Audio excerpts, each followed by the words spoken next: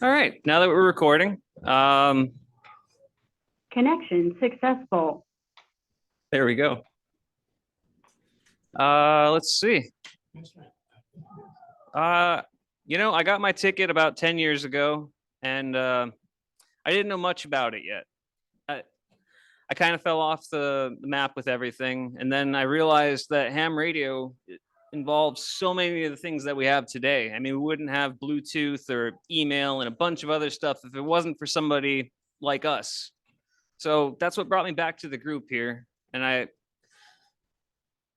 only been a technician again for about a year. But again, I wouldn't have had that if it wasn't for members of the group that got me my testing. So I look forward to helping others find their way, maybe branch out and maybe teach you folks something about the world that we're in right now.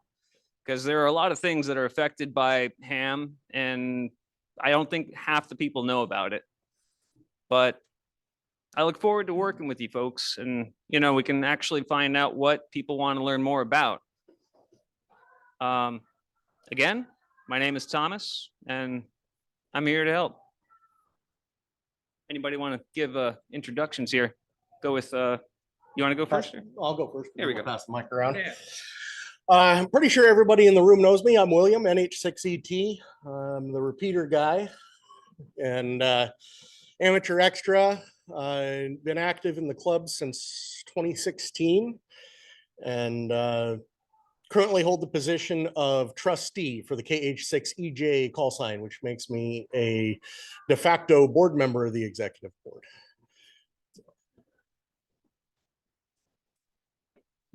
Hello, I'm Hank, KH6HAK, amateur extra class, space cadet, and ferrite dealer, pusher. Afternoon, everyone. WH6EPS, Gary, up in the Mountain View area, amateur extra. I don't know how they gave me that. Spent most of my time on, it was on VHF, UHF. Radio's broke for that right now. So playing with the HF side of things now. Was on there with Rob and Al most of the weekend. And yeah, a lot of digital stuff. I enjoy a lot of the digital stuff and building little antennas and projects. Jim had just recently moved, and I'm working on some streaming for the 2-meter stuff. So that'll be the next projects. Very good. Paul Ducasse, WH7BR. I've been involved with the club since 2005, amateur extra, been president of the club, treasurer of the club, board member of the club. What else? Trustee, vice president, and a bunch more. So executive chef, yes. So anyway, glad to be here.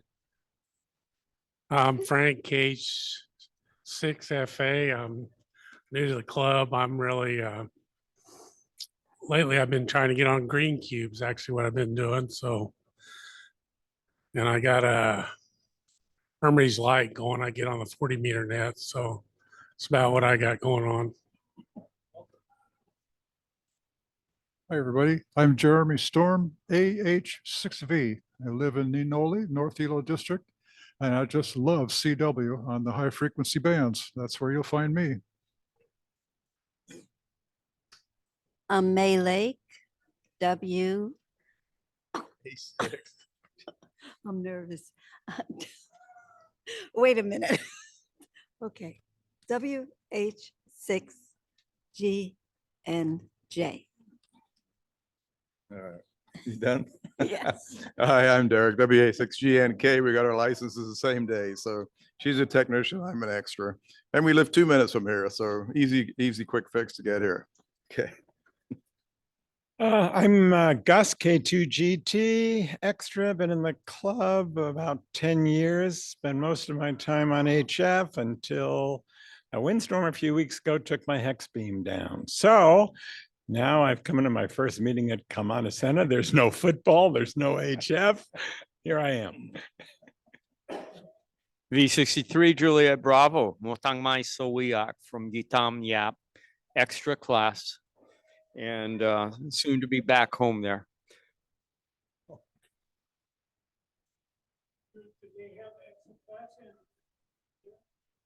They haven't figured that out. What's Good your question. real call sign? What's my real call? Oh, you mean the KH6DLK one? Yeah, KH6DLK on this side. Jim Tater, amateur extra. I'm working on the health net between the hospitals around the state. So that's keeping me out of trouble for now. Mark Watanabe, WH6FSA. Been with the club about 4 years, and I just got tasked to be the team lead for Gila Bayfront in CERT.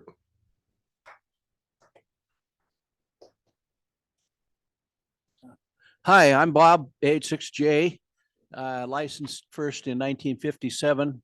I now have an amateur extra. I've had a first telegraph, not second telegraph, first phone, and been active in a lot of different aspects of amateur radio. This is my wife, Esther. She doesn't have a license yet, so you guys have to work on her.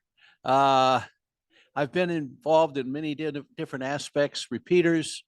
I helped put up the first Diamond Head repeater, the Haleakala repeater, the repeaters on this island, and I've been just about every officer in this club. So I've been around a while.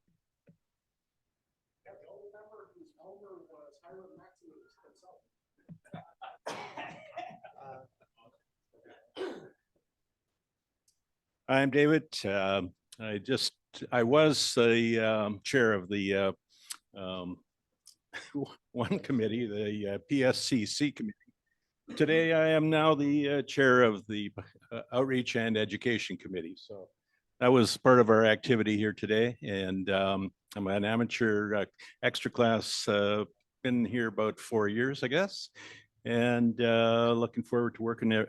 I work, just one comment, I work with a number of our fellow members in outreach with the schools throughout the Puna area, and looking forward to more of that this year. So with that, if anybody that's interested in outreach or education, let me know and we'll get signed up for our committee. And we'll go to Les next. Yeah. Yeah, I'm Leslie Hittner. I'm John Smart Aleck neighbor. And call is K0BAD. And Tuesday of this week, I received a 60-year membership certificate from the ARRL. Participants first. Jimmy, want to introduce yourself? WH6GEM. Absolutely. Can you hear me? Quite well.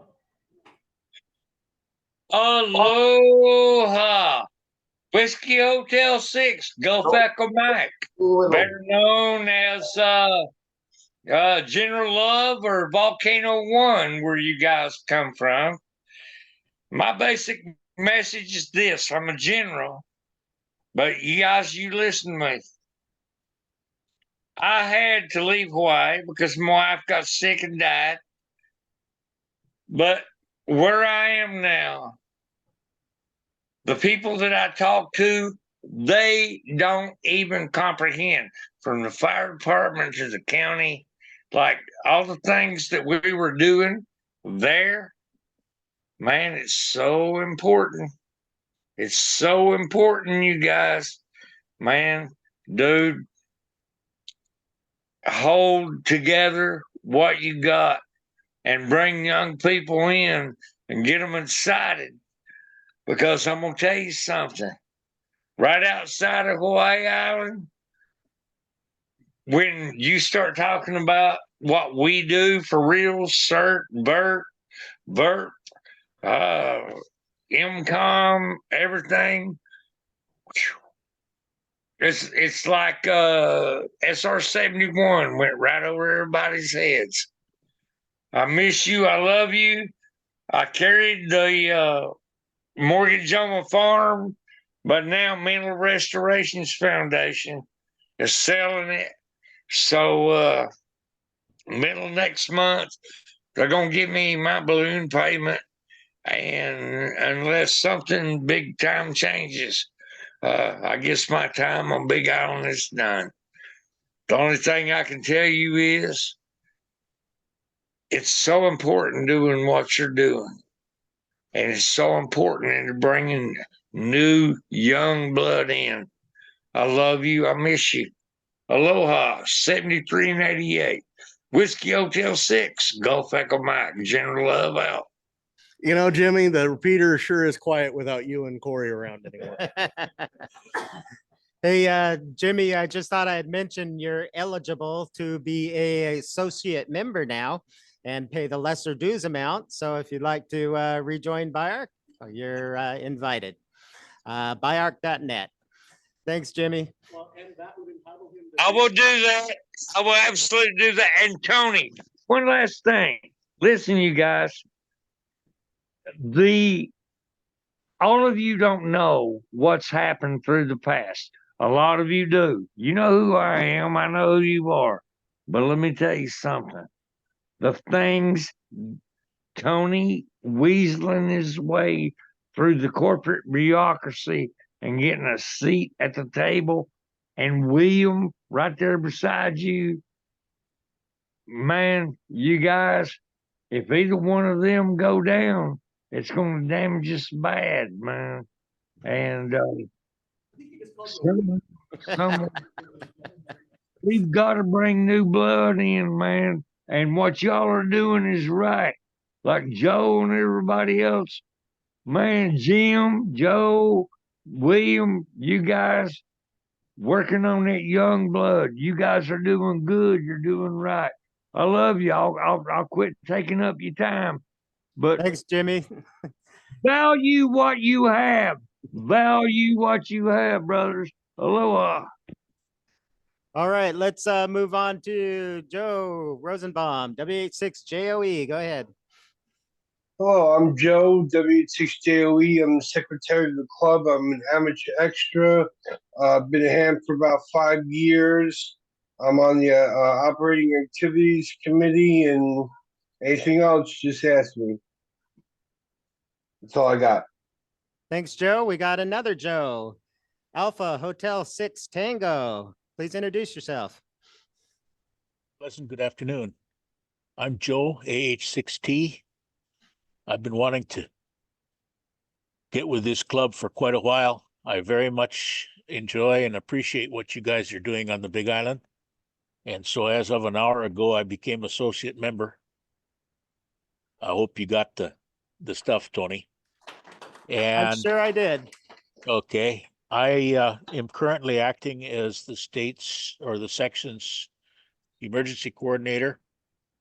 And besides that, I really enjoy working HF, CW and FT8 and local nets and VHF, mostly WinLink. That's it. Thanks, Joe. All right, our next Zoom participant is labeled Galaxy Tab A parenthesis 2016. Doesn't look like a call sign to me. So why don't you give us your introduction? Over.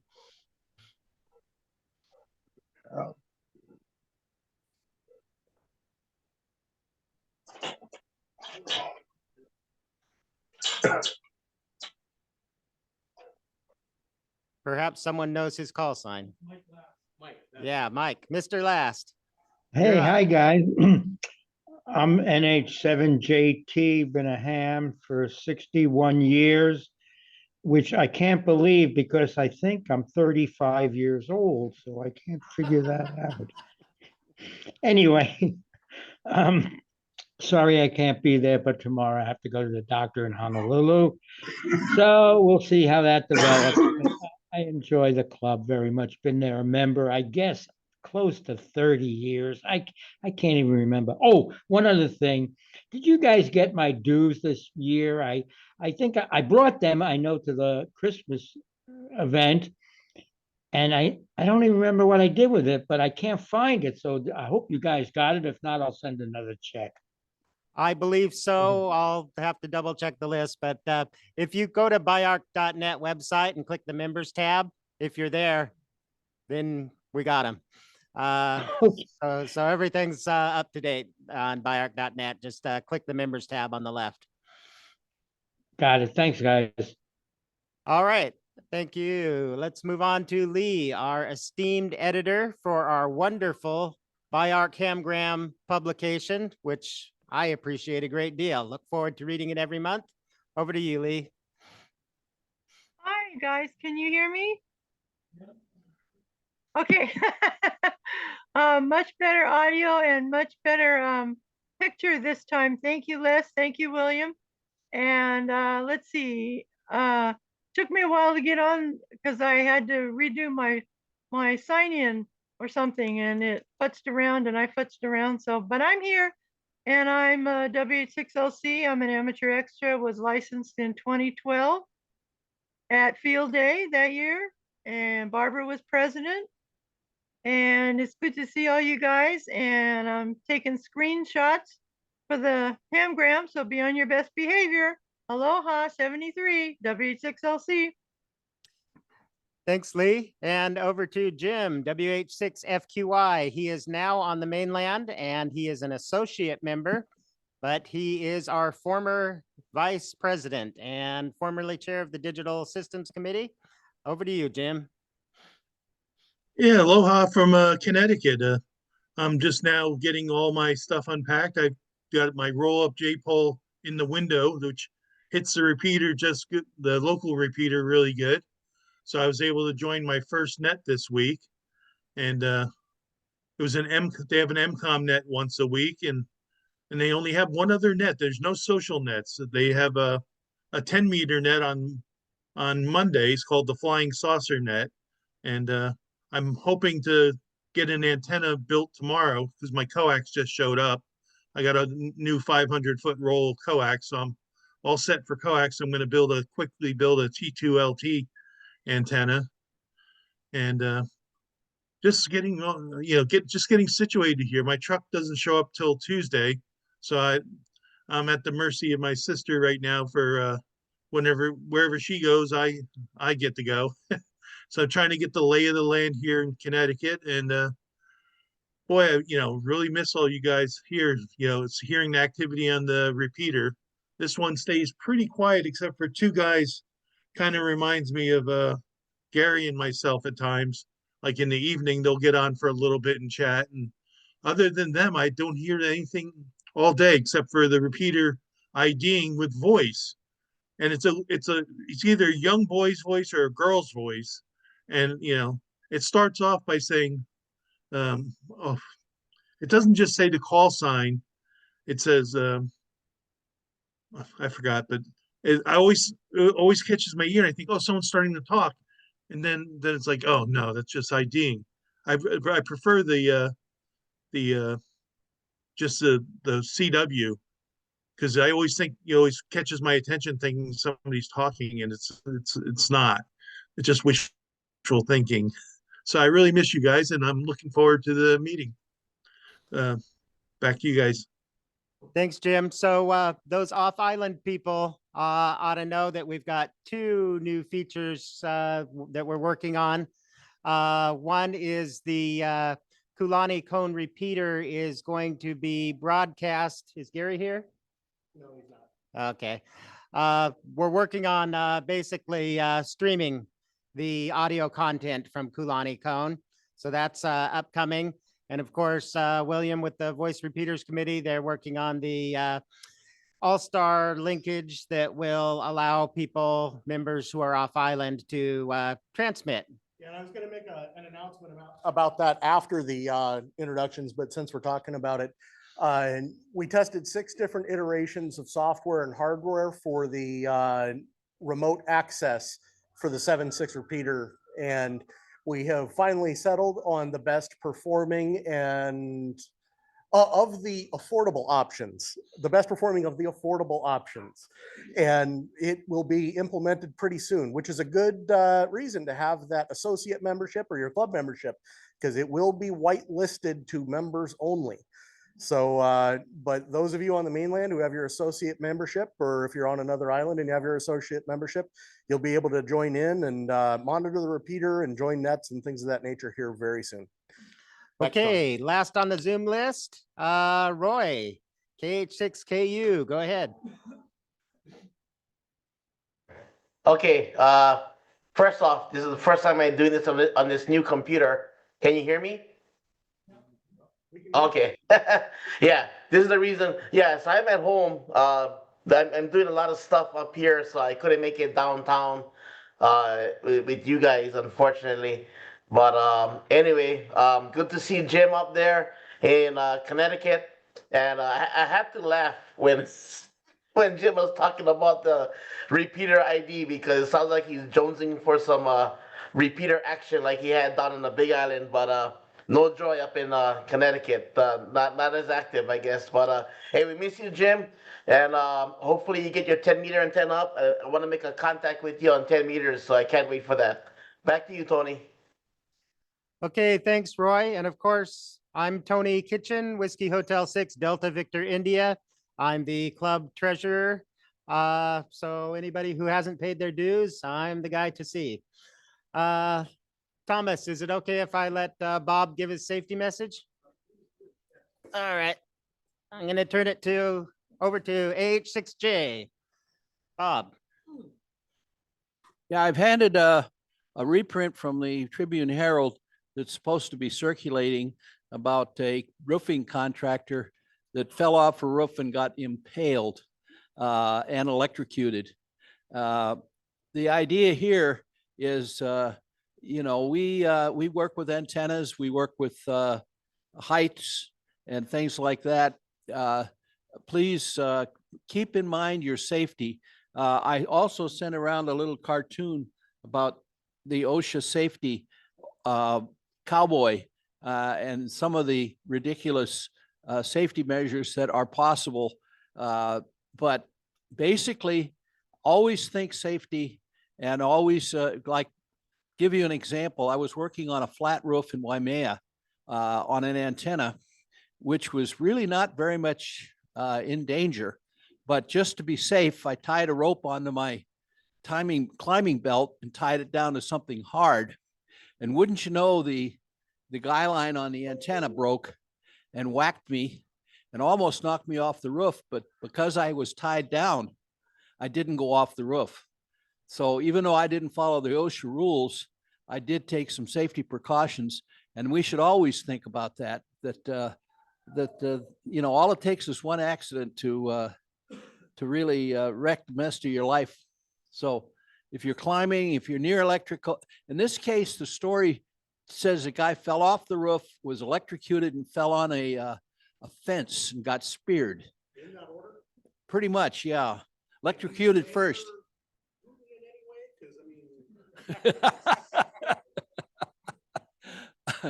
The story has holes in it.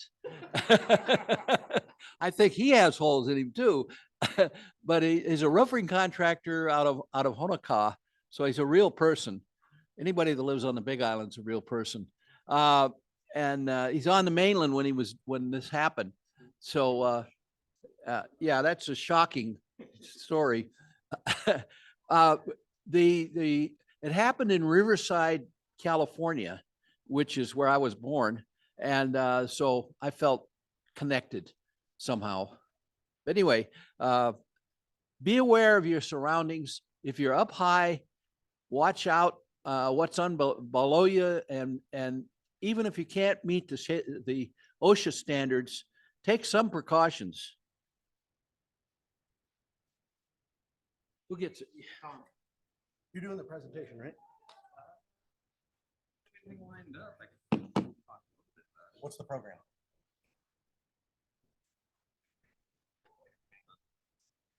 Les, what's our program today? Well, as I said at the board meeting, I anticipated that he would introduce himself, talk a little bit about what he could do with programs, and maybe just ask people what they want.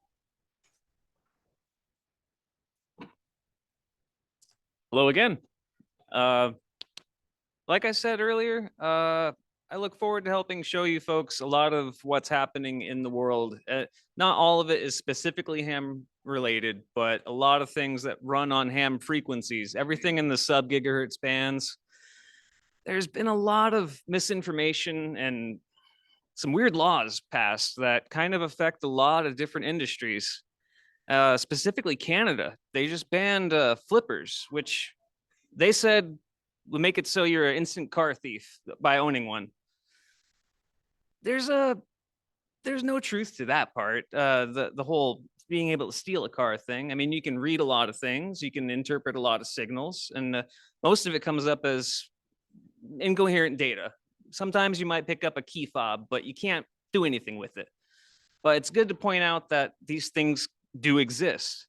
I mean, I also carry a Portapack, which I know it has the scary name of hack RF into it, but it's literally just an SDR attached to a screen. And it does pick up a lot of signals and it can output signals. It can record and you can even do some CW stuff. It even picks up on the ADSB signals as far as airplanes go. The scary part for folks is that it can output signals. And some people that don't have ham licenses can just go buy these. So that scares Canada quite a bit. But and this is one of those things that you can use at home to monitor the stuff around you. You might be picking up on some spurious emissions from something that might be bugging your HF setup and or FT8.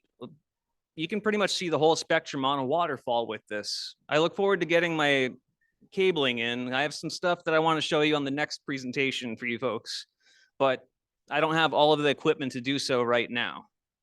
But I hope to actually show you folks a little bit more about this end of the spectrum, because these things are out there and they shouldn't be feared. I think we should just kind of embrace them because they're really good tools. And instead of buying a whole new radio and if you just want to listen in, it has a headphone jack on the bottom. You can just listen in on stuff. I've pulled up the repeater and everything with that.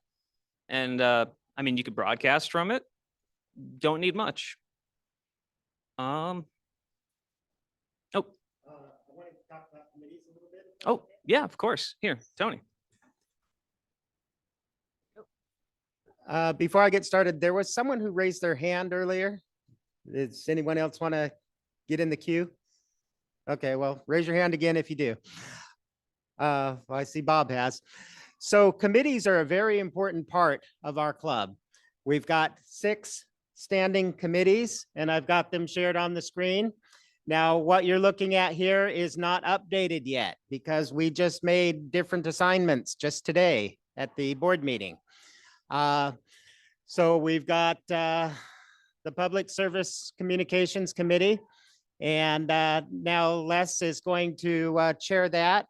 And his focus, I think, is going to include public service events like the coffee run or that type of thing. What was the example, Les, that you had given of a couple of those? Well, there's Marathon, and also just helping with parking control during the Amy Lowell birthday party. Okay, so those are examples of public service events where we can do outreach. Operating Activities Committee, of course, Joe's on that, and we're talking about the parks on the air, Winterfield Day, things like that. Operating Activities, which is everything that isn't these regular club activities that we do together. Programs Committee. Now, typically the vice president, which this year is Les, is the chair of the Programs Committee. So he needs to be the one that we feed information to. We've already gotten a lot of ideas as to programs that we might be interested in doing in the future. And I think Thomas can talk a little bit more about that because some of the ideas were his, and we got some good stuff coming up for programs. Digital systems.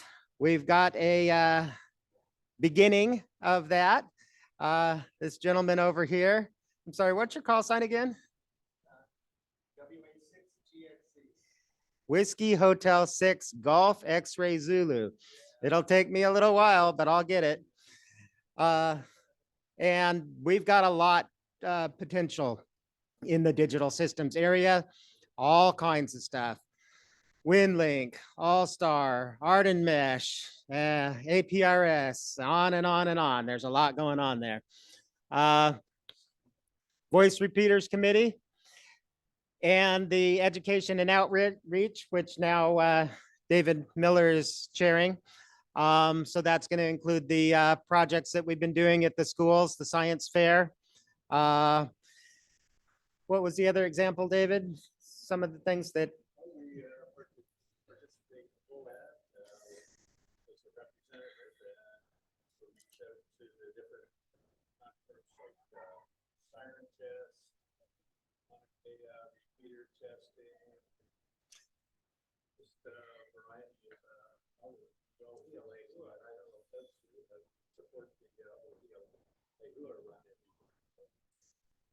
Okay, so those are examples that fall under, David was previously the chair of the Public Service Communications Committee. Actually, those two committees work together. Yeah, as far as the new leadership with Les leading the PSCC, I hope he will allow me to continue to work with my role in civil defense and VOAD. So David and I are both on that committee as well. But the reason why I mention all of this is we need members to step up and be part of these committees. You can't have the same people doing the same stuff year to year. We need new people coming in with new ideas, new initiatives, and, you know, find your niche. Some people want to do the digital stuff, some people don't. Some people like the outreach, you know, to bring in the younger students in, and that's a great activity to get involved in. Nobody has to do it all, but there's something for everyone. Back to you, Thomas. All right. Yeah. You know, it's one of those things, like I was saying earlier, not too many folks think about ham radio these days. And just the education and outreach part of things, it's so appreciated. Thank you. Because more people, when they get a little older, or maybe right now, I don't know how many students are literally taking it seriously enough to take a test, but I think it's just they might need that little push to see that it's all related. But it's a great thing you guys are doing as far as going to the schools and doing your presentations. I mean, can't ask for more. I look forward to the, yeah.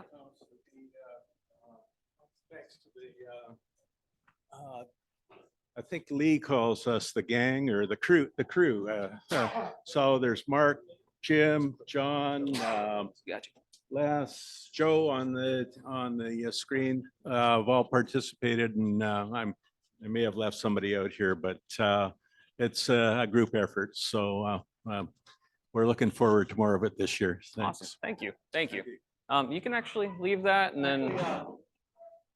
Mark, can we show off the banner that we got? Like to talk a bit about its use and everything? Thank you, William. Thank you to the board and the members who participated and those who are depicted here. We got this roll-up banner that we've been using at the educational outreach at the elementary schools in East Hawaii. And it's gotten some good press, and things like this are not too expensive, and they can be renewed fairly well. It was pretty amazing. The company that does this is Best of Signs. They have two operations, one on the East Coast and one in India. And guess where the one that I ordered came from? From the day I input it was there yesterday, and I got it in my driveway 5 days later. So it's pretty good. And we look forward to having this. You're able to use this any club sponsored activity. It doesn't belong to me, it belongs to the buyer. All right. Yeah. Thank you for having that done. That's a big part. I'm mic'd up now. You can just leave it there. Thank you. Let's see. Oh, I don't know where to go from here. I mean, Okay. Some of the board activities that we covered today, at the executive board. Let's see. Let's start off. You want to talk about the petition or what's that called? The poll, the survey that's coming up. Yeah, I'm fleshing it out. I'll be reaching out to Lee. I'll shoot you an email later, Lee, about possibly changing the day that we meet. From what I understand. Oh, I got one. Yeah. So bear with us, but there will be an email delay that might not be full, and so we can try to figure some stuff out. If that works, maybe I can actually put some other polls out as far as possibilities of what you folks want to know more about or hear about, whether it be activities that are happening or. Excuse me. Something happened to the audio. Your audio went from good to really bad. It's like your mic's not working. We're just picking up residual from another mic. Interesting. There we go. Now, Same now here. you come back. Same here. WH6GEM. Yeah. Jim nailed it. Something's bad wrong. Thank you. Thumbs up. Anything better? No, it's Still bad. Okay. Sorry, guys.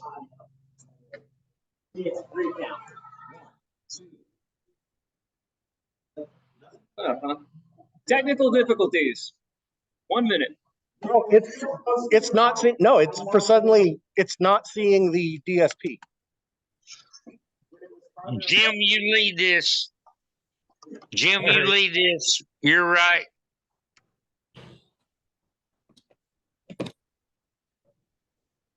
We might be back.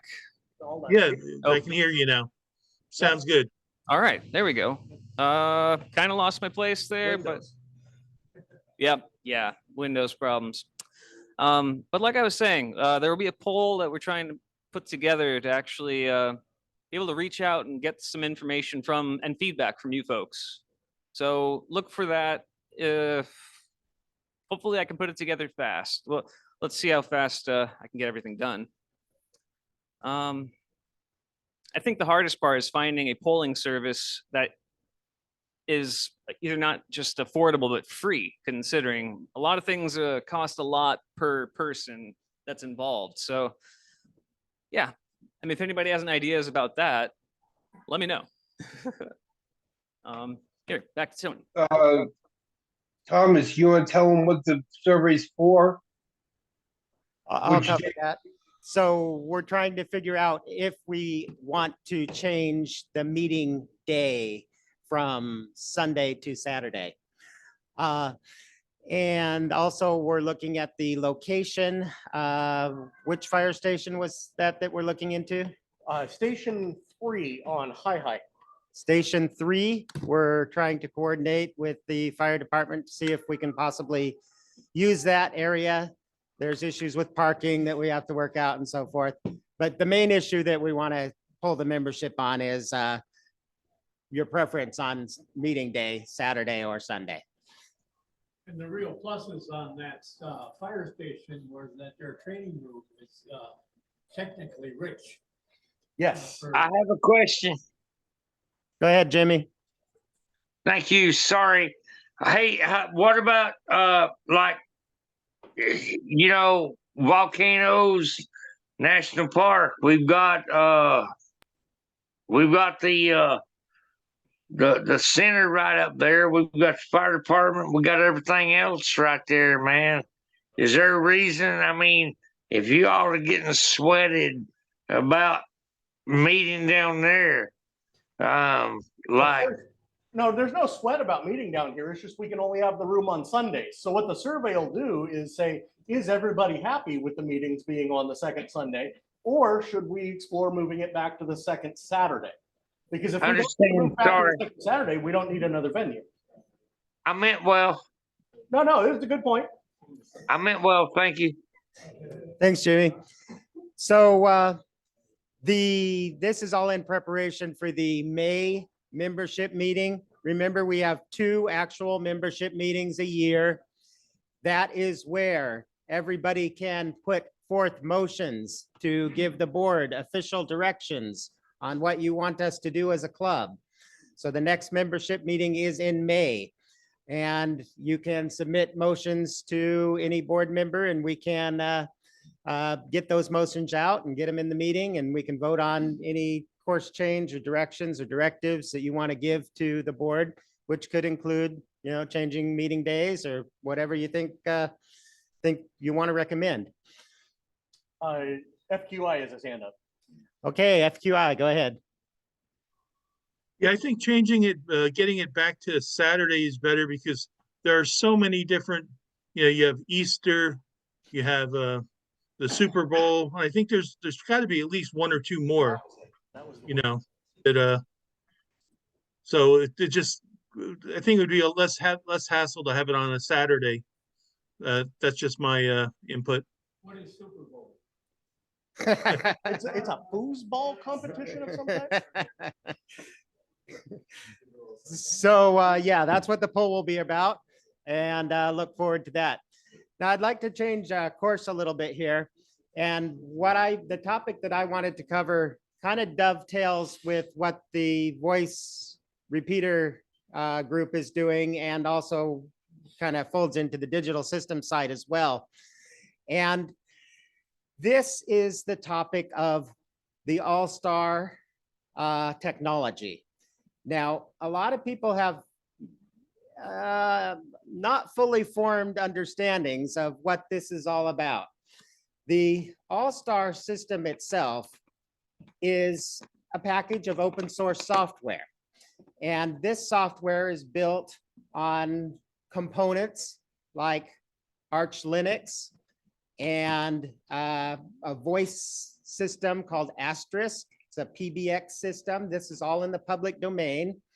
And they use codexes, voice encoders, voice decoders that are all in the public domain. So there's this free software, several different packages put together.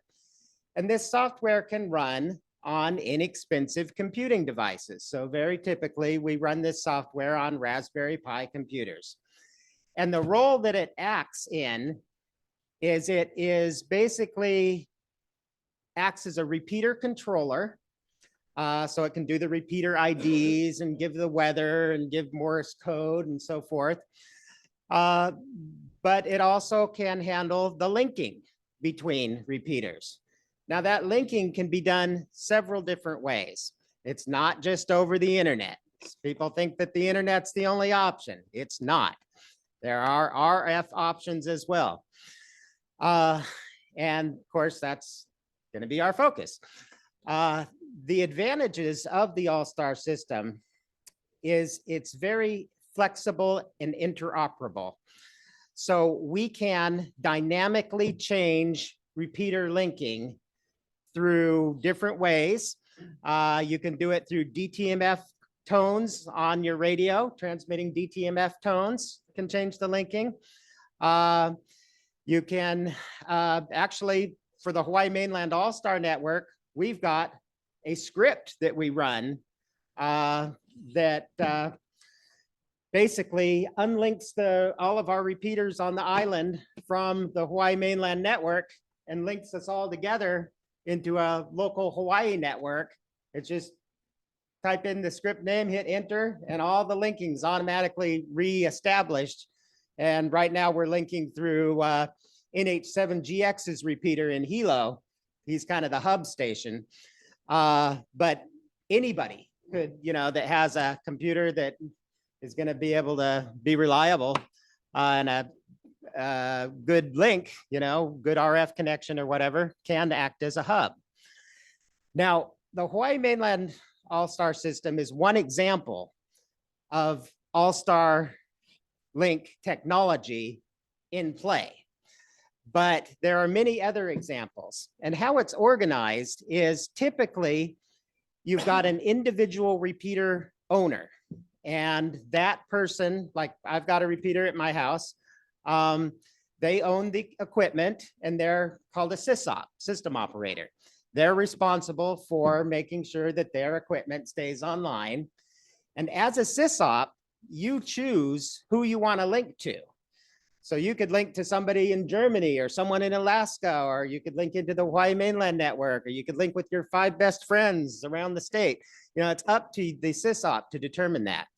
Now, a lot of sysops, they say, oh, I want to be part of the Hawaii mainland all-star network or another network. And they'll say, okay, 24/7, I agree that I'm going to leave my station connected to this other network of stations. And that way all the hams around can know that that's a frequency that they can transmit on, whether it's VHF or UHF or whatever. They know that that frequency is available in that area. And if they transmit on that frequency, just regular radio, you can be linked to the other repeaters.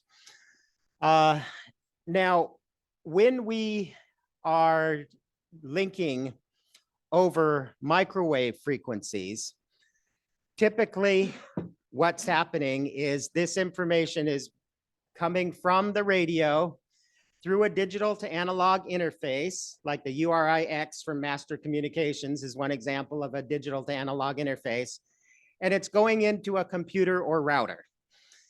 And when it gets to the computer side, it's voice over IP, voice over internet protocol. But don't think that internet protocol means the public internet. It can be a private intranet.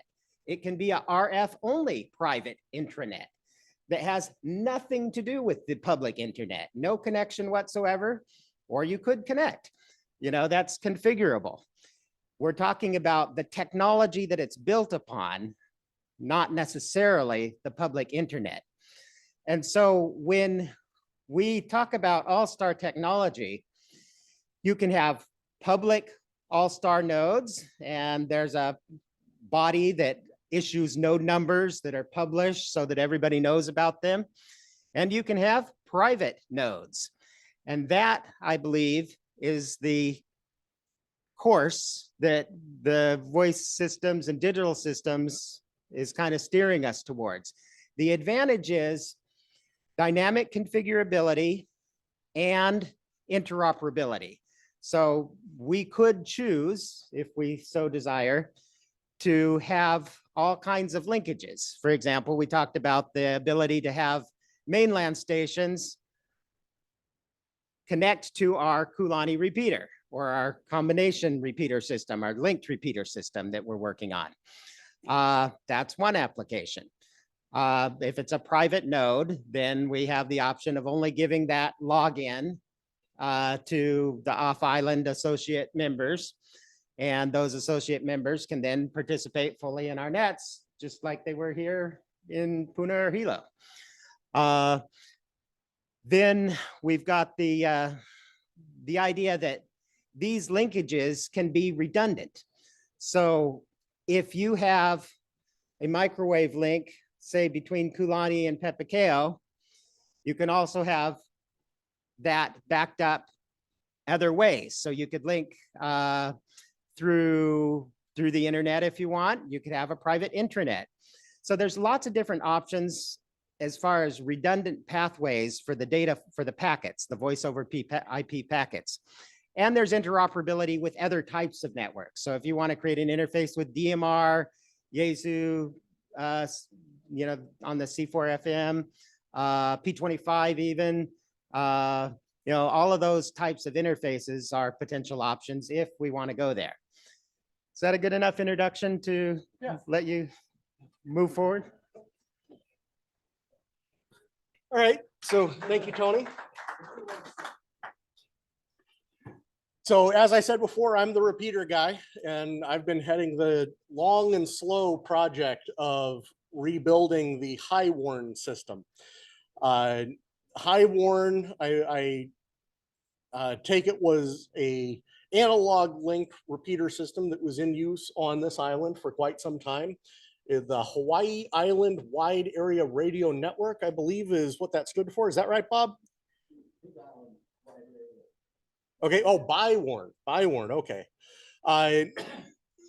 So it worked from what I'm told. I've never used it, but I heard that you had to wait for all the link radios to all recognize the tones and come up before you could talk. There was a big delay. I set up a demonstration like that in 2022, I think, and we had actually linked Pepe Kao and Kalani analog, and people got to experience that link. And then we did an informal poll in a meeting, and people said, no, we'd like to go to something that is a little bit more modern than that and has less of the delay and less of the hassle of you don't know that you've keyed up at the same time that somebody else is keyed up, because you don't hear the garbled double in a system like that all the time. And so we looked at other options. Other edicts that were given for the project was that it was supposed to be resilient and reliable even during a disaster. You know, if the internet is out, we still want our repeaters to link. So that meant that using a system like the Hawaii mainland all-star net itself wasn't quite tenable for what we wanted to do. Also because we didn't have internet access at the sites, and getting internet access to Kalani is difficult. And if you're going to go ahead and put up that network link, you've already got the link up and now you don't need the internet. So ultimately, that's what was done. The repeater committee put together and tested a development that is a fork of the All-Star Link build for a Raspberry Pi, the Linux distribution sitting with Asterisk software that does the voice over internet protocol. That's how that works. And we used a protocol called VRRP to make the system be able to self-heal and remain linked even if the network links go down.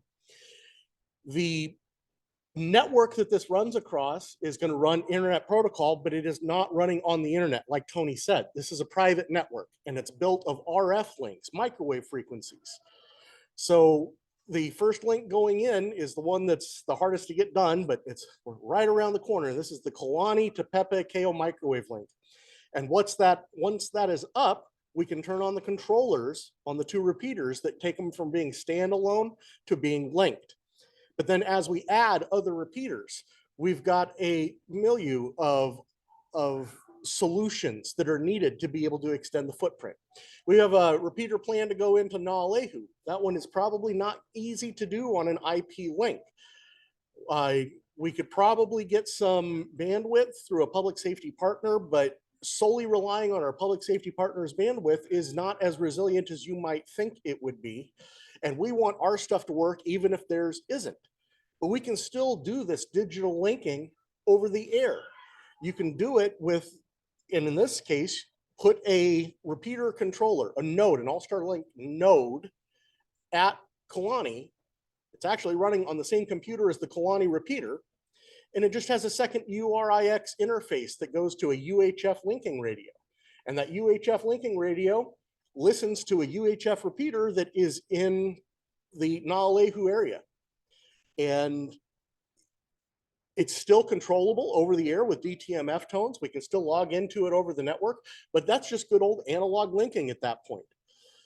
Yet the solution that we're working on for the Hamakua Coast works even different. That uses a UHF hub and just straight UHF linking radios back into that hub. And then that linking hub has a link radio listening to it at Pepe Kao with another All-Star Link node running on the Pepe Kao repeater's All-Star Link computer, the Raspberry Pi.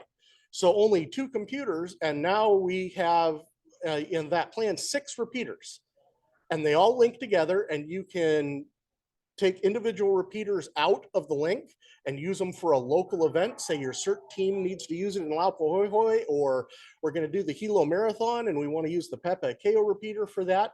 It can be detached temporarily. We're working on still is a feature to automate it reattaching to the linked system. Reaffiliating is what we call it if you forget to do that. But that will also allow repeaters to be linked together separately. Let's say we need 2 repeaters for an event, but we don't want it on the entire system. It still has not covered or touched the public internet at all, but we will actually have public internet access at a couple of locations. So we might as well use that in addition to these methods. Because let's say that our linking repeater or linking radio fails, but we still have an internet connection. We can actually just have it fail over and go over a secure tunnel, which acts just like a really long Ethernet cord, but go over the private internet as a backup to that. So that is, again, just around the corner. I really want to thank some recent volunteers to that effort. It's been hard kind of being the one-man war out in the field. We had great participation in the repeater committee meetings, but not a lot of people who would or could go out and do a lot of the hard work of the installation. But I've got 2 volunteers now to help with that, and I will tell you that's going to help me a lot. Another thing we're going to do with the private internet, and this is actually going to be the next thing that goes live, like we talked about earlier, is the remote access into the system. For right now, it'll just be to the Kalani repeater, but it's actually going to be built in advance as a part of the system. And that will be accessible over the private internet. In the future, this will actually be a third option on the Pepe KO repeater controller computer. And that site in and of itself will then have a private network facing option and a public internet facing option. And that requires a bit of networking skill to keep everything safe and separated. And this is where I'm thankful that we're getting more expertise jumping in, and a volunteer who's willing to help put that stuff together. Because I'm a radio guy. I'm not a computer guy. I'm not a network guy, even though I do pretty good with network and computers and stuff like that. So the differences between the Hawaii mainland all-star network and the Bywarn system that we're rebuilding, although it may end up as the Highwarn system because it ultimately may have repeaters that are not on this island. They're subtle, but the self-healing nature of the Big Island system that we're building does not exist in All-Star Link. So the Hawaii mainland All-Star Network doesn't have that. That was something that we wanted, and it was something that was custom built by us for us. The other thing is that there are no trips to the mainland from an internet provider. A lot of my internet traffic, whether I like it or not, goes straight to the mainland to come back here. And that adds latency, because even though it's the speed of light C is still a real thing, and it takes that amount of time to get out to the mainland and then turn around and come back, sometimes to have to go back out and come back.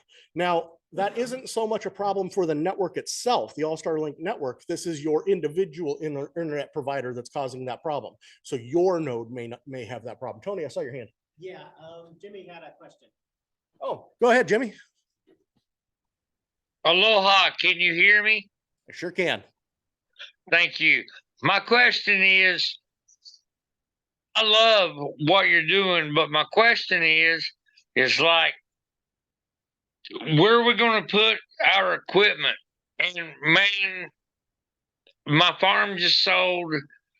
I'm really torn right now between coming back to Hawaii or continuing what I'm doing now. But my question, between all of us, we know what's up. Like the housing room that I redid the roof on, where are we going to be able to place our equipment? And then on the other towers, right now, my thought is, where's the equipment going to go to run this? The antenna placement. I know you got that down, boss, but that's my question. Go ahead, sir. Okay. Yeah, it's a very good question. So the Pepe KO site is going to be the same Pepe KO site we've been in for as long as I've been a member of a club, or of this club. I don't know when we went in there. Do any of you remember when we went into Pepe KO? Bob, maybe? Our official historian? After Mauna Loa was formed or erupted? Okay, so Mauna Loa was erected in 1969. So we went into Pepe KO in 1970? Somewhere around there. Okay.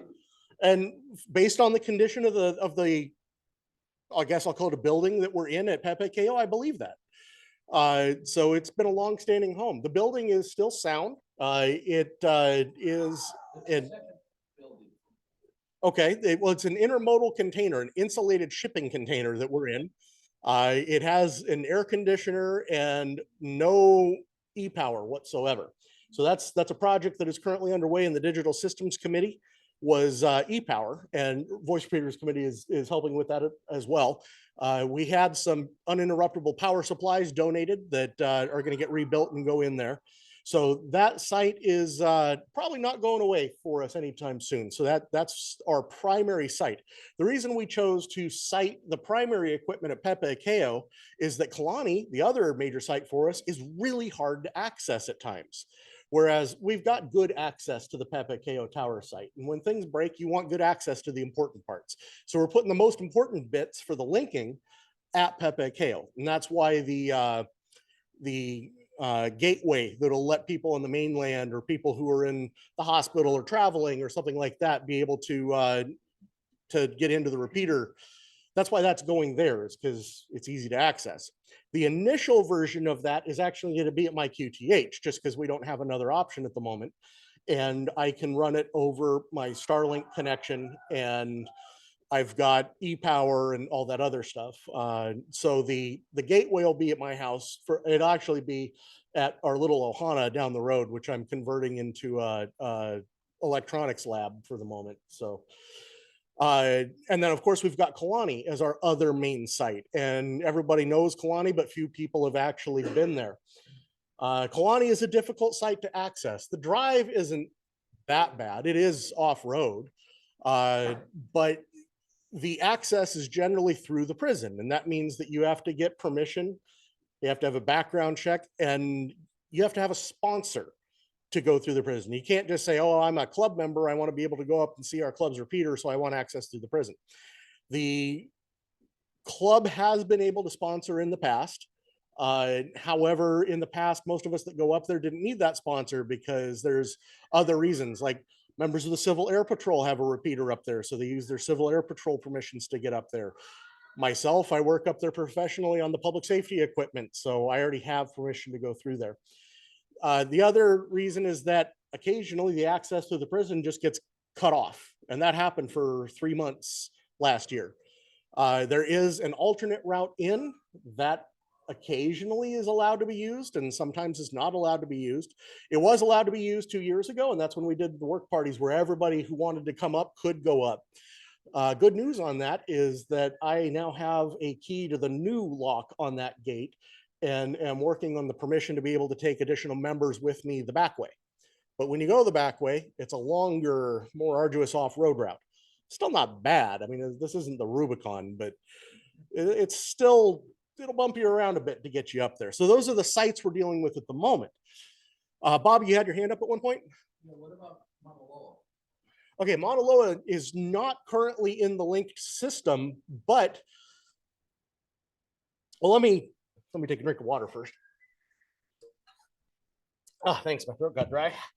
Mauna Loa may or may not continue to exist. The tower is in jeopardy of falling down. It is severely structurally deficient. And everybody at that site, including us, is technically currently squatting. The radio station in there, it was kind of grandfathered in, but they don't have an official lease. It was one of those smile and aloha, shake hands kind of deals. They are currently paying our power and donating the power to our equipment and everybody else up there. There are 3 different amateur operations in there. There's BIARC, there's WH6FM and his repeater, which has been down for a while, but I believe he's working on getting that back up. And then there is the club out of California. It was Paul Lieb's club, but Fred, somebody, I don't remember Fred's name or call sign, used to be with us actually, is running that now. And none of the 3 of the amateur operations have really official permission to be up there. The last, it is a state-owned site and a state-owned tower, and the last state agency to operate it was the Department of Health. Their EMS branch to use it for dispatching ambulance, but they're no longer using it. National Public, or no, Hawaii Public Radio does not want to lose that site. They are the radio station in there, but they don't have the budget to build a new tower, and they don't know if they can get the permissions to do so. So if that tower has to be brought down, or if it brings itself down with a rapid unscheduled disassembly, that may not be the best site to home equipment in. An alternative to that is on the other side of Saddle at a site called Humaula. A lot of people know it as Sheep Station. It's difficult to get permissions to get in there, but I am doing my best to do enough favors to make the state agency that operates the site there owe me a good enough one to let us have equipment over there if we have to move out of Mauna Loa. That link is already taken care of because we have a path on the state microwave from Kulani Cone directly to Humaula available to us with that. So that is a good hardened site as well. There's also a state Mauna Loa site, and the state Mauna Loa site is where the state packet station is, MLOA. If you guys have ever used that one, that's where that site currently sits. Everyone thought it was at the Mauna Loa Observatory further up, including me, until the lava flow happened and they lost power up there and it stayed on the air. And I went back through my inventory and found it on my inventory list at the state Mauna Loa site. So that one's a possibility as well. Ioli Hai is a site that is Mauka of Laupahoehoe. I forget the elevation. I'm going to estimate 8,000. Yeah, 8,000 feet. So Ioli Hai is another site that I've been doing a lot of favors to try to get us into. The county has a site up there on DLNR property, and they have an abandoned tower pad just outside of their compound. The county told me they don't care if we use it, but I've got to get the permission. Well, we have to get the permissions from DLNR. Dovetail into that recently BIARC has received just an inquiry, not a request, an inquiry from VOAD as to possibly co-hosting equipment up there or doing a joint project at Ioli Hai. Now, Ioli Hai is an amazing site. It covers Mountain View to, almost west side of Waimea. It doesn't cover everything perfectly because of the terrain. It doesn't cover well down into the 3 gullies, or however you want to call them. And there's a couple of dead pockets that are around. The repeater committee's plan was to put the UHF linking hub there because it could bring in the links from Haleakala, from Honoka'a, from Laupahoehoe, and link down to Pepekeo, and also help with one to cover the lower East Rift Zone. I have quietly been talking to HECO to see if we can get on their tower that's down at the Puna geothermal plant and put a repeater on that tower to cover behind the lower East Rift Zone so we could cover all the way down to Kalapana. Go ahead, Hank. WH6DYN, Lopaka, used to have the 1-2 repeater. Yes. That was down on. It was on the cone right next to the tower. On the cone, yeah. And that covered that whole area. Yep. I don't know. So I'm looking to reproduce that. Okay, I didn't know if that was still available, if he could get to that. I know it was. He's no longer with the USGS, so he cannot. Oh, No, he went to a private venture. okay. So. But that was, that one had amazing coverage all Yeah, down and the coast below the rift zone. And I'm looking to reproduce that. And I had actually asked Lopaka if I could have his coordinated frequency for it, and he said yes. Okay. So, yep. So, and that was an amazing repeater. It on 5 watts, I think it was. It covered very well. It actually makes a reasonable replacement for Kalani Cone in a pinch. Yeah. It doesn't cover everything. I don't think it gets into the golf course. I could hit it. Oh, wow. Gets all the way to the golf course. So that is a fantastic site. HECO is not amenable to it on one hand, but very amenable to it on the other hand, because they have a requirement to support public causes. And they are a little short on that side at the moment. And a friend of mine at the state pointed that out to them for me. And they said, okay, we'll consider it. So that's in the works. That'd be another good site. The key is we don't know where to put the equipment yet because the county never built their communications room down there. That tower got taken down during the 2018 eruption of Kilauea, and the comm room got swallowed. So HECO rebuilt their tower, but the county didn't rebuild the comm room. We can't put equipment in HECO's comm room.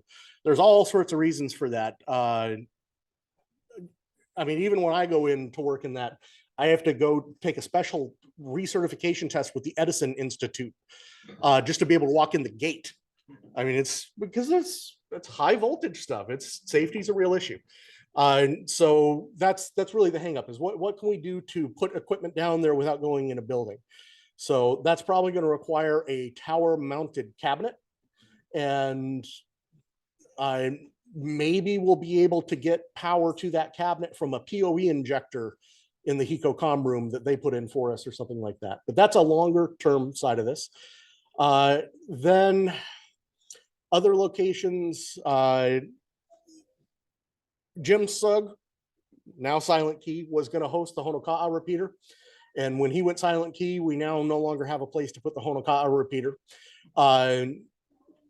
But the fire department has been amenable to us putting repeaters at fire stations. So it is possible that we could do one up there at Station 8. Maybe we could do one at Station 17 in Laupahoehoe. If you look at that, what we're trying to do is we're trying to site these in important locations that are going to be taken care of already during a disaster. Somewhere that might have an emergency generator, or somewhere where power is going to be restored quickly. Somewhere where access is going to be restored quickly. So that's the location side of things. Any questions on locations or suggestions? I love suggestions on locations. I might have a spot up in Ahualoa, right above Honoka'a, Yeah. at its highest point there. Let me talk to the landowner and see if I can suss something out. Okay. He has some heavy equipment too, so yeah, it might be doable. I've got one thing to add there, since you brought up VOAD. So I am sad to announce that we at VOAD, the VOAD repeater, we are no longer going to be on the Mauna Kea. Our last net will be Saturday at noon on March 2nd. The repeater gear will be removed from the mountain. We've already got the work crew set up, and they've taken their special training that they have to take just to be able to go up on the mountain. All kinds of regulations right now. So that equipment's going to be removed on the 4th of March. And that will be, so the Saturday the 2nd at noon will be the last Hawaii State VOAD statewide VHF net. So everybody join us on 146.720 megahertz. And Civil Defense has assured us that they're going to put a tower up there on Mauna Kea. I've also got a confirmation of that from the POC at the Center for Mauna Kea Stewardship that they're working together. And in theory, they've assured me that we'll be included in their emergency communications plans. Of course, it's a MCOM repeater only. It's not going to be, available for any other purpose. We'll see what develops with that. No timeline, no information beyond the fact that they're working on it. Hawaii VOAD, ARES, and BIARC are all talking about how we can work together to build out this inter-island repeater system. We've got contacts with the people on Maui at NEMA, ARES. We're all talking, we're all in agreement that we want to work together. Sometimes it's easier said than done. So yes, we're fleshing that out. We hope to get, I think we would call it the high warn probably. First of all, Big Island is actually not a culturally correct reference. That was more something that came into play when the tourist industry came into this island. So Hawaii Island is a more culturally correct reference. And also, like William said, we want to expand it beyond just this island. So the exploration right now is looking into microwave links to Haleakala, and then hopefully one day building it out to Oahu. So we're going to want to reestablish the BIWARN, now probably called High Warn system. That's the goal. We're just going to be doing it over microwave instead of over the UHF linking like we used to. But there's still going to be a But couple of those. like there Ron still mentioned. could be some UHF linking, just not relying on it, where it's in a chain where one has to link to another and link to another. And that's what caused the 2 to 3 second delay, was that chaining effect. It's more like a hub kind effect right now is what you're designing, which would not have that kind of delay. So a little bit different, but same purpose.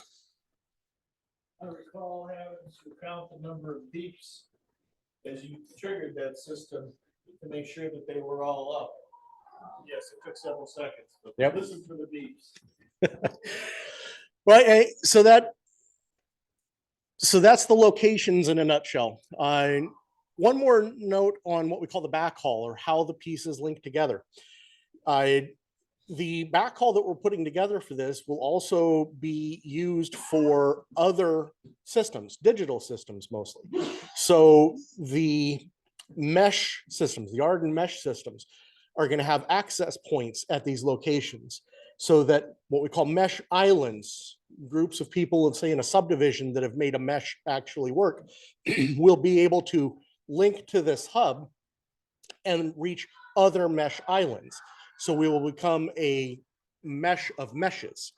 But at the same time, that mesh, where available without those links, will also be used with tunnels as a tertiary route to carry the link repeater system should other things fail. So it will be a mesh within a mesh that can use itself. So other digital systems are also going to be able to use this, such as the planned iGate at Kalani Cone, the planned iGate at Papakeo. So the repeater linking project is more than just repeater linking. It's a lot more on top of that, which is another reason why it's been very beneficial to use microwave radios and be able to pass IP traffic, internet protocol traffic over it, as opposed to just doing the good old UHF links that existed before. So any questions on the repeater linking or the gateway that are currently underway? Anybody online? Yeah, I just wanted to say, if you need help like putting the equipment up, I have a spare. I have my the climbing gear that I've never actually ended up using. It's still in Hawaii, so if you ever need somebody that needs gear to help with something, just let me know and I can arrange for the access to it.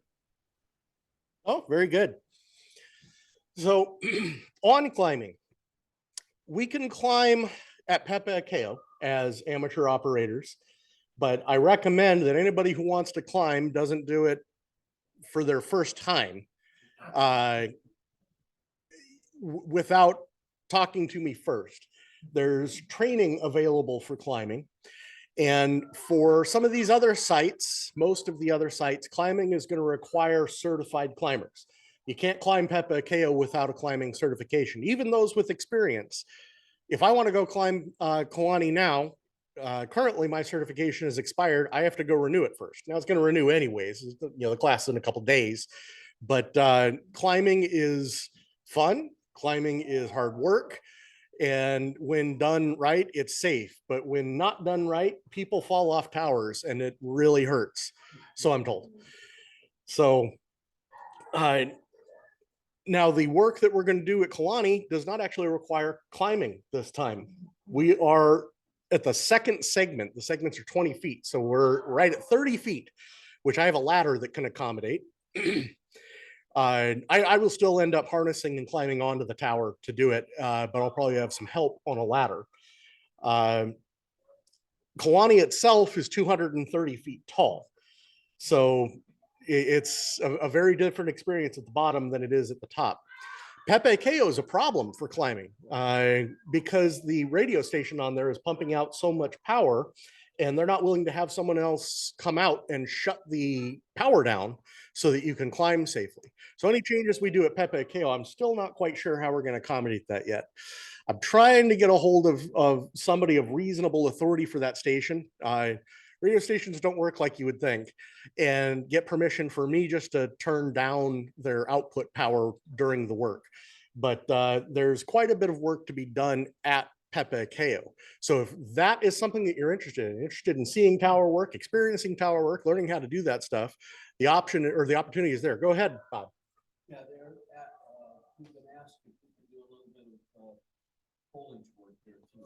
Yeah, so Civil Defense asked Bob to relay the message that they're asking if we can do a work party to go clean up the foliage at Pepe Kao. I've had to say no for the time being on safety grounds because what they want us to trim is extending into the power lines. And I've been trying to get them for 2 years to get HECO out there to do that. So I'm not going to let a club member touch any of this foliage until it's clear of the power lines. In addition to that, I don't think the person at Civil Defense that asked is aware that they actually have a contract with a company to do that maintenance. So we'll look into that a little bit further. So any more questions on repeaters, repeater linking, the differences between All-Star Link as it's used in the Hawaii Mainland All-Star Network or the BIARC custom version that we've put together or anything like that? All right, I recommend we adjourn for 10, 15 minutes for socialization. Just one quick announcement. I'll give it to Bob after that. I'm going to put on the screen the site and zoom in during the break of the Eole Hi. So that's what you're seeing on the screen is a Google Earth image of that proposed site. What I wanted to talk about was a ARRL update. We got 3 things going on right now. We have the section manager election, which we don't really have any information on. We have a change in the dues structure, and you can get that information from the website.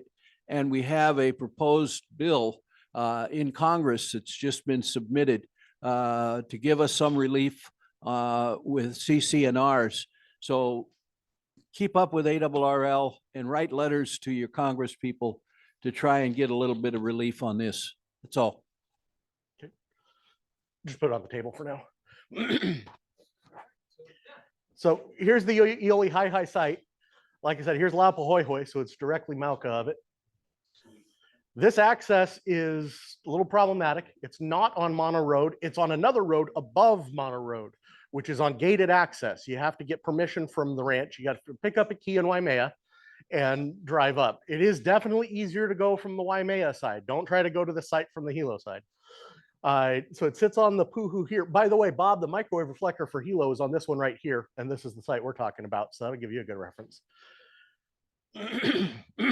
Zoom all the way into the equipment. Yeah, I'm working on it. Okay. It's the slowest.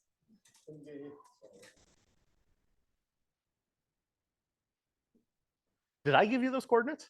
You did. Okay, I'm like, that looks like where I would have marked it because that's the abandoned tower pad. I was like, that's exact. It's loading. It's a slow Yeah.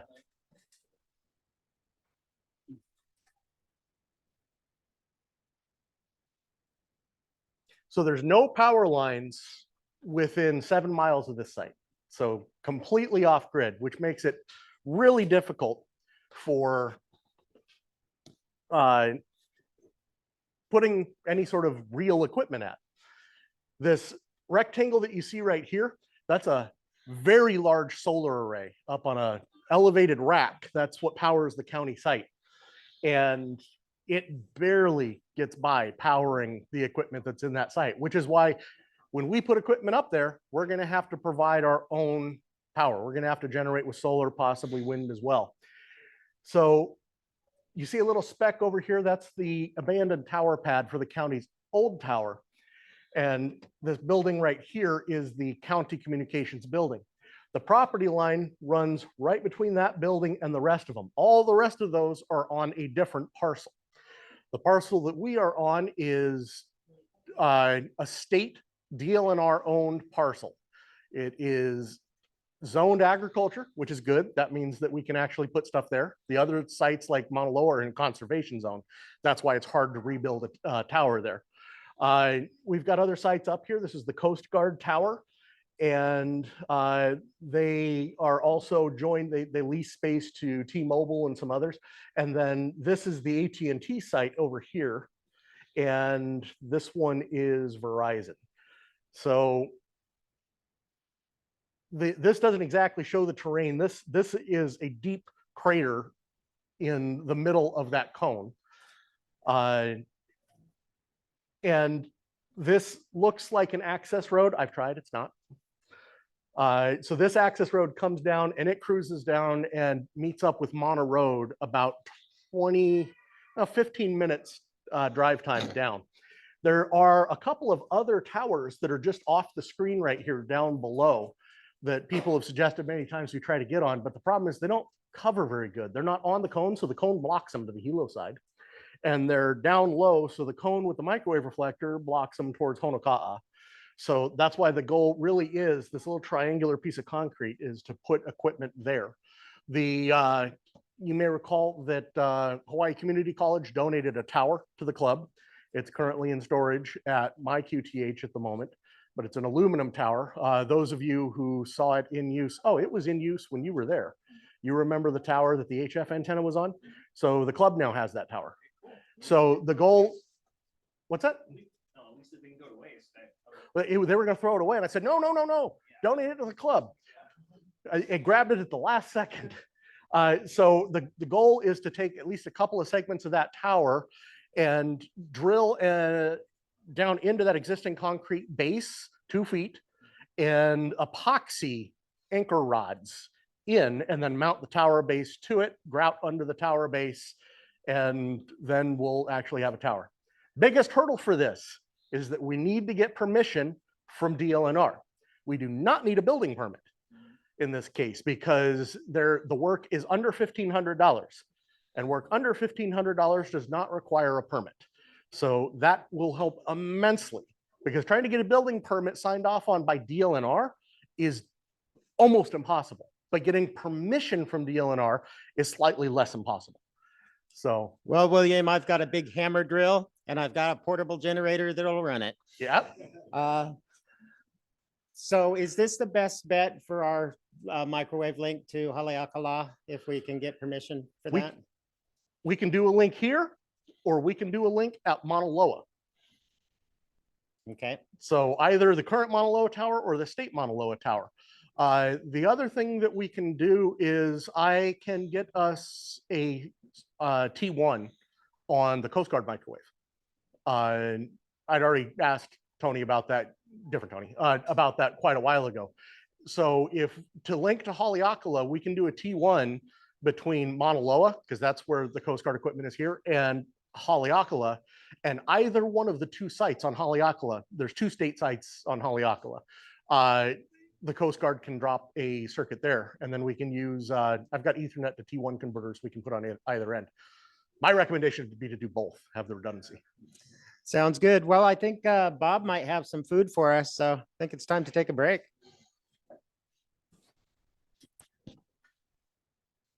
The microphones are both on if anyone wants to socialize in the middle of this. Shut down.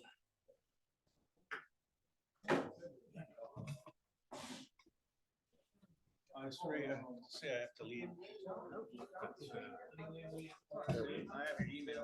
Yeah. Let me know. What part? Well, thanks again. Yeah, that's why I know I sure can't do the Friday, but I already put it in the family calendar, so. Thank you on shooting behalf for of the mine. Saturday, the April. Doesn't matter.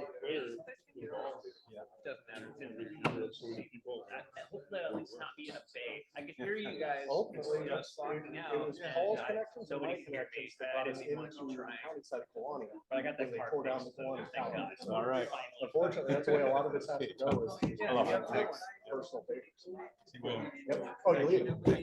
Yep. No worries. In Hawaii, they call it Ho'omani Moon. Ho'omani Moon. Yeah. You scratch my back. Yeah, exactly. So, As I mentioned, I was asked, I was one of the only people on the Bayfront team. So Jim Taylor stepped down. So I'm at the Bayfront. So I'm team lead for the time being. Bill, Yeah. you told us that there's going to be a relocation of Peter. Malala, the current Malala location is going to be phased out. That's what Tony was talking about. So it's going to be replaced with one on it. Maybe. They say it, but we haven't seen anything come to fruition in the planning stages yet. Trying to do things on Mauna Kea is, I mean, everything's political as it is, but trying to do things on Mauna Kea has 2 additional layers of politics involved. So I'll say that's the hope. But that's also why MOAB has asked, can we do a interim solution partnering with BIAR to be able to facilitate communications.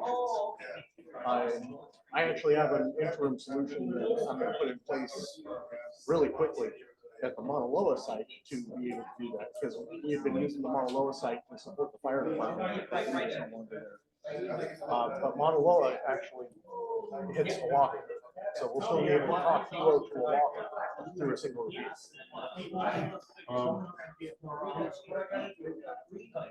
I just recently connected to Harden Mesh through Dave.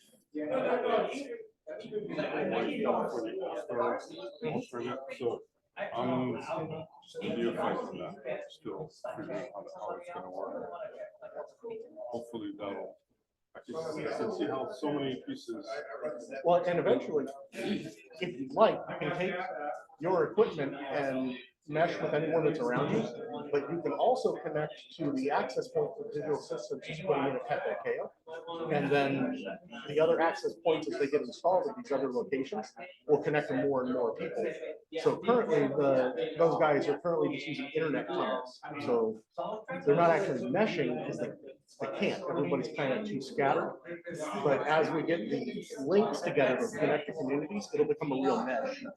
So there's a lot more to be done. It's things that are going to be happening down the road. Yep. Thanks again. Yeah. Hey, William. Hey, William. Yep.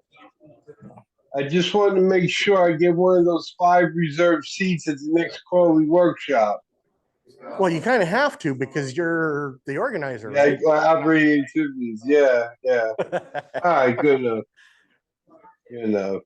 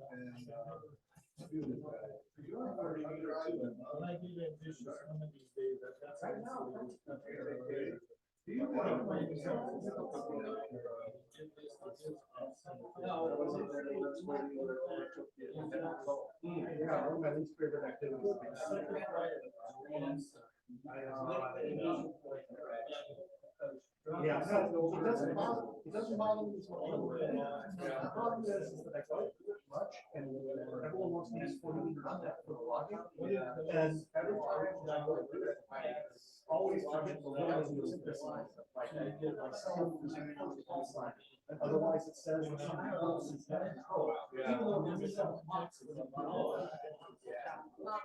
I just got some pets.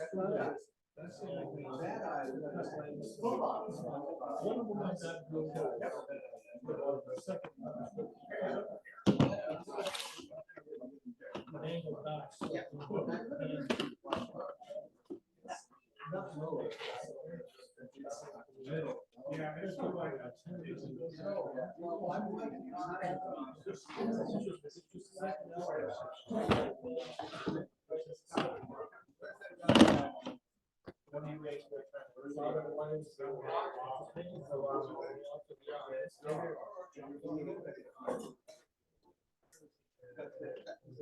I still have.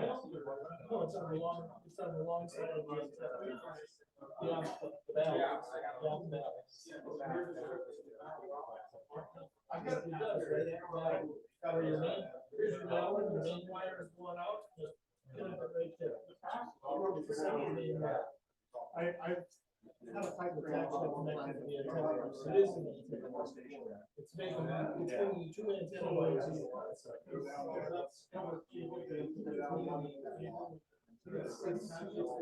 yeah, it's just the wire. It's just the antenna wires.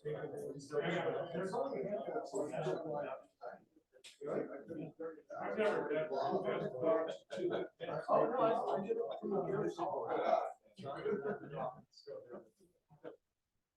I ordered the dish off one of the two. It's gonna work. I got.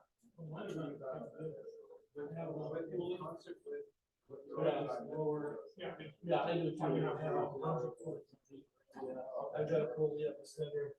I've got military support poles. Now it's concrete, keeping it up above the fence already.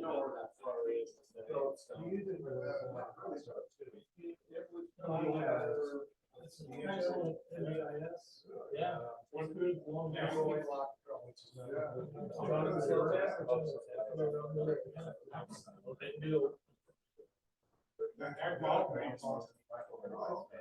Anywhere in the world or outer space too.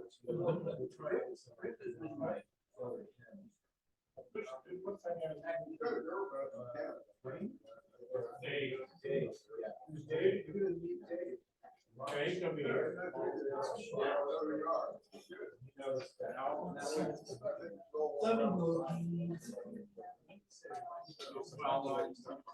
Hey, Bob, you ever talked to Doug lately? In fact, I just talked to him this afternoon. Yeah, I've been living. I asked him if he was coming today. Yeah, that's a good. Oh, I don't know.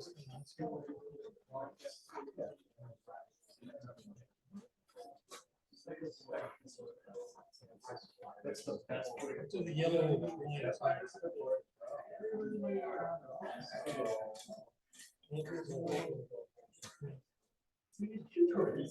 Yeah, I mean, he sent me that repeater and like that. I never talked about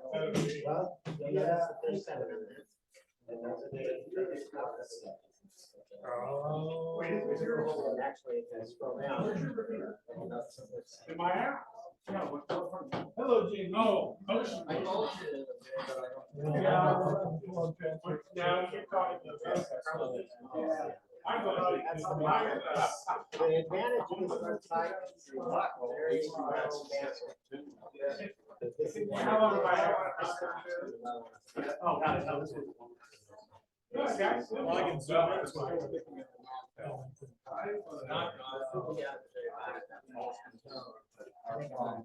What's that other thing? You said you were prior.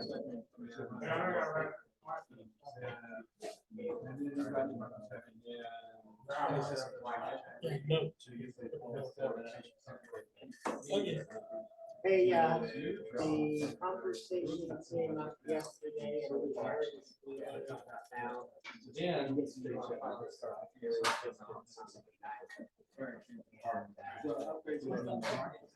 There's not much I can do about that. I'm down.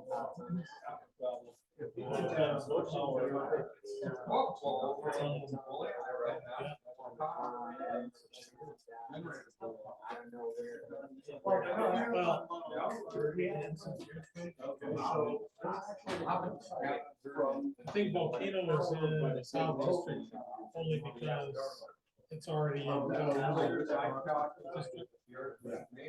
But it really needs to be on the east side.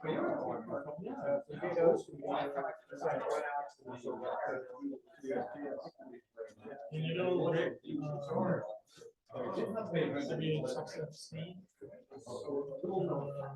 yeah, took kind of a sabbatical. 6 more years. Right now he's jumping into he would be excellent parts. So if you got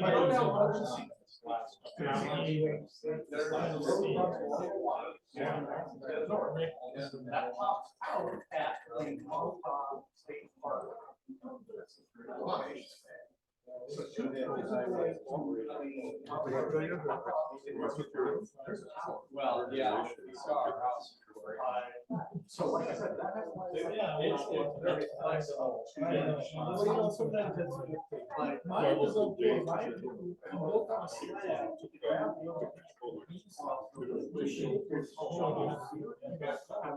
But I haven't. Yeah, we're checking out. If I have to use it, my friend's house on the side.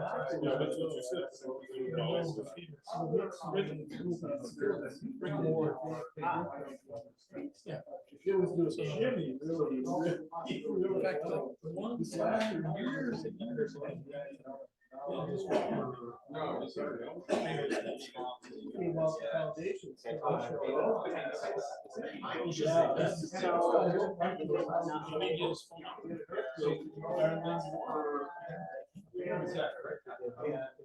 I'll text it. Report. Oh, yeah. So. Oh.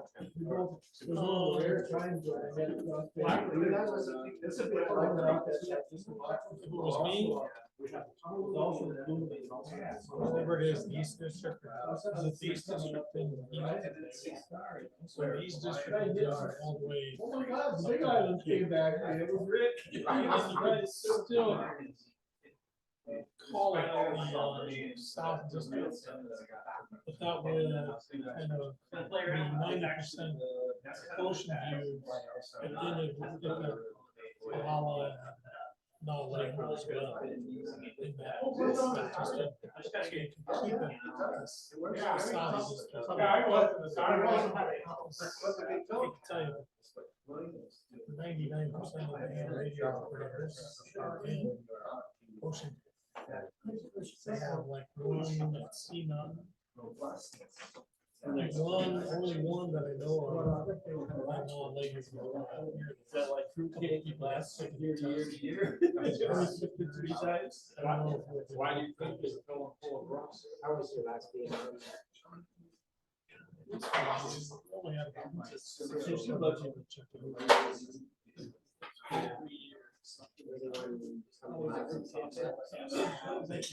reward. He's the one that put together that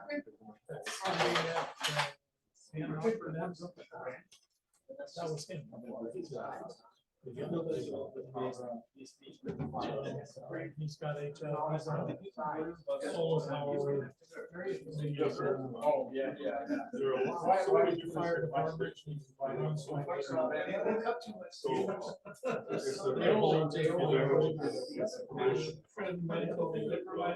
Never mind the core memory. Yeah, I could actually just put it under. One course. Never figured out. Approaches. In terms of what the manufacturing sectors are, where your raw materials and distribution goes. It never goes in a straight line. Sometimes it happens backwards. So I'm looking at your emails. Because I have 2-3 weeks for the first time I want to do it. This kind of work, really interesting. 808 East.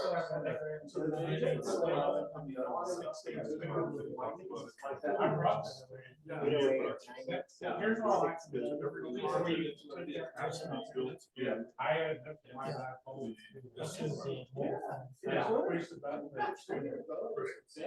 So, so I was a bit surprised that he's I don't really email because it's AT&T wired phone, but I think he's gonna drop that. $60 a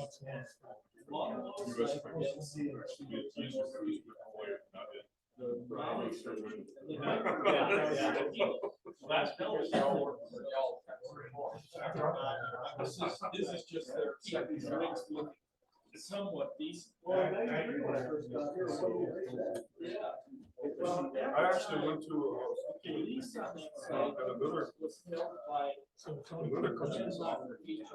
so that repeater that's on Montana, that was given to us by FEMA.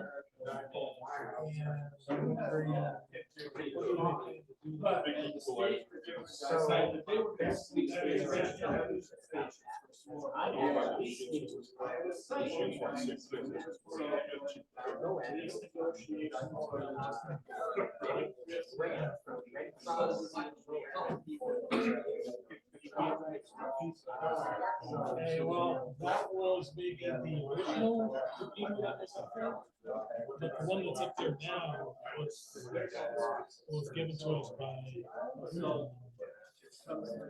FEMA. In fact, I have a photo of me and the FEMA chief up next to the repeater back in early 2000.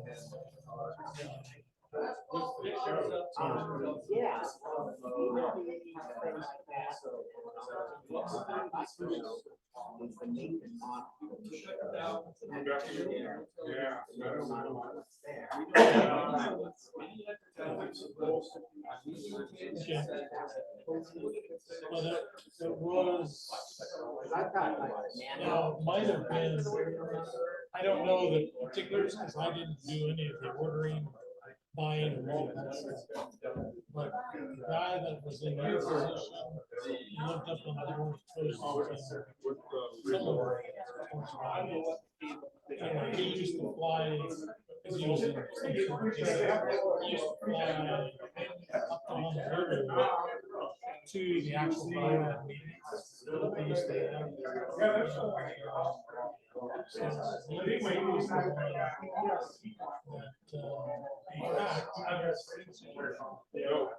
I think his call centralized. Well, I don't know where it's going.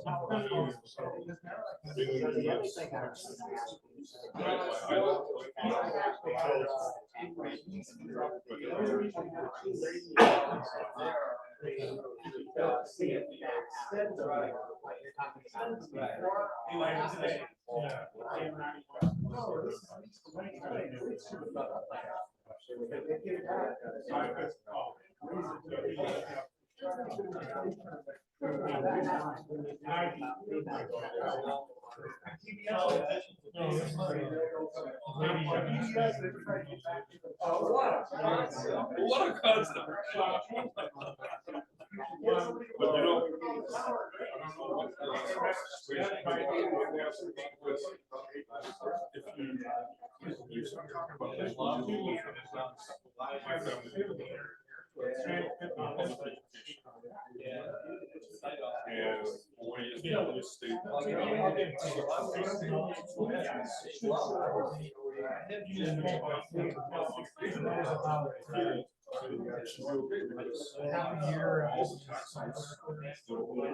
So I actually can access all this.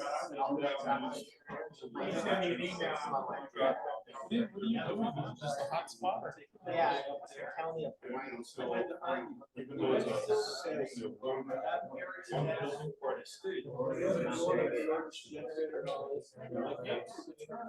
I was still in the DOE.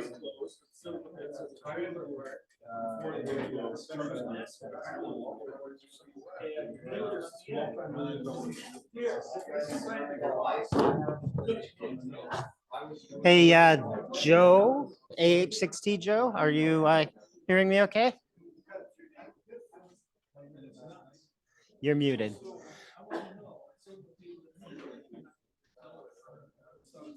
I'm hearing you fine. Did you hear I hear any you of just that? fine. Go ahead, Tony. Sorry, I was off in another world here. Okay. Did you hear any of that conversation with Paul Ducasse that I just had? You know, I did not. I took a phone call. Okay, so he was making recommendations regarding the South District of Aries on the Big Island. Yes. And he was suggesting that Volcano Village be part of East and that Ocean View be kind of the hub for the Aries district, because there's someone that he was suggesting for as DEC, Rick Ward. Are you familiar with him? I certainly am. So he's been put forth as a potential candidate. I will talk to him either tonight or tomorrow.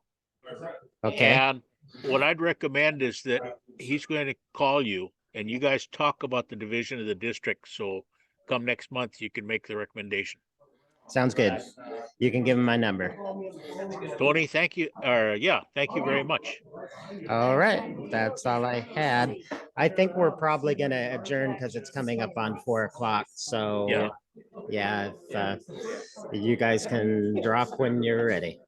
Okay, well, I left you an email here a few minutes ago. Later on, you take a look at it regarding an alternative to Mauna Kea. Okay, very good. Thank you. Take care. Aloha. Aloha. Aloha, everyone. Oh, yeah.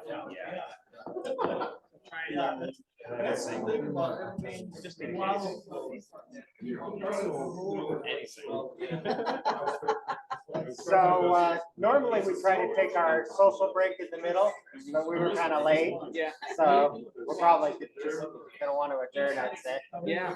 I mean, that's fine. Tony,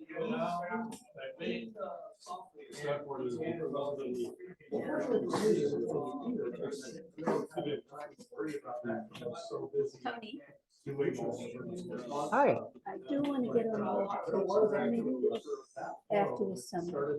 Okay, so that's gonna be David Miller that you want to talk to because he's the new chair.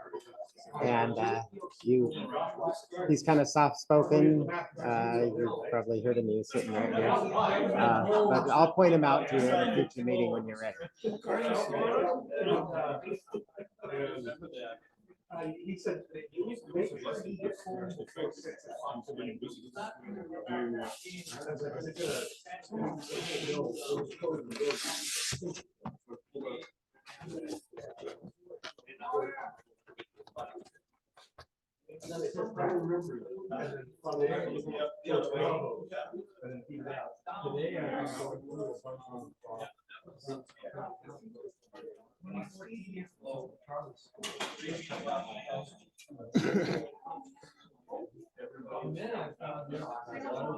Hey, Gary, are you still with us? WH6ETS. It's not because it's a board.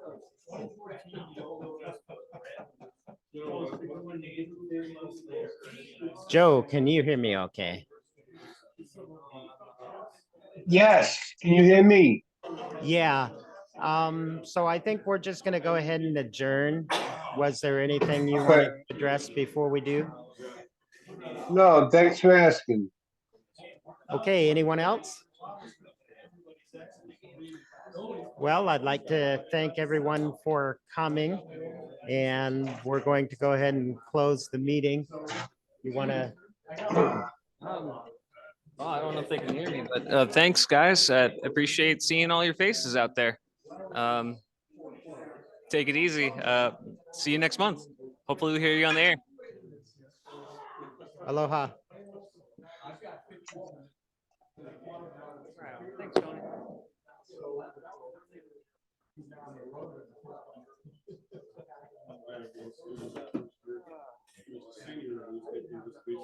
play plumber now. Oh, fun, fun. Yeah. I've got a bathtub that's clogged up. It's been clogged for weeks, and I put a whole thing of Drano down it, and it did no good. And I had to snake it. Isn't another break in the pipe. Yeah. Happened already, but we had a plumber, a professional plumber come in and, you know, check everything out. That was a while ago. I can't remember how Well, many. what's on your mind, Les? I have another meeting at Flushing. Yeah. We're going to it. Yep.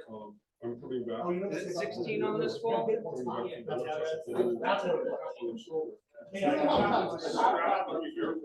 Hey, William, we're gonna adjourn the meeting and start cleaning up. Oh, I thought we did adjourn. Okay, well. I left it up for socialization, but. Yeah, we're just gonna shut down, I guess, and clean up. Okay, Mike, I'm gonna shut you off. And Roy.